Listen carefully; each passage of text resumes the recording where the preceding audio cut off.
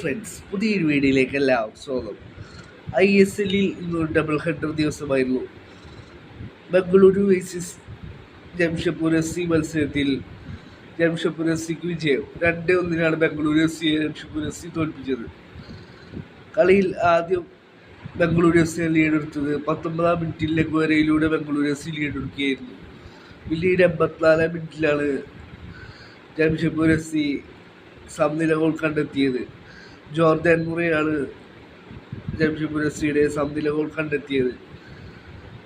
പിന്നീട് കളിയുടെ 90-ാം മിനിറ്റിൽ മലയാളി താരമായ ഉവൈസ് ജംഷഡ്പൂർ FCക്ക് വേണ്ടി വിജയ ഗോൾ സ്വന്തമാക്കുകയായിരുന്നു. ഒരു അടിപൊളി ഗോൾ തന്നെയായിരുന്നു ഉവൈസിൻ്റെ സമനില ഗോളായി വന്നത്. ഗുർപ്രീത് സിംഗ് സന്ധുവിൻ്റെ ബിഗ് മിസ്റ്റേക്കിൽ നിന്നാണ് ഉവൈസിൻ്റെ ഗോൾ വന്നത്. ഈ ഒരു വിജയത്തോടെ ജംഷഡ്പൂർ FC പോയിന്റ്സ് ടേബിളിൽ 4-ാം സ്ഥാനത്തെത്തി. ഇന്നത്തെ ആദ്യ മത്സരത്തിൽ ഒഡീഷ FC വേഴ്സസ് FC ഗോവയായിരുന്നു മത്സരം. FC ഗോവക്ക് 4-2 വിജയം. ഈ ഒരു വിജയത്തോടെ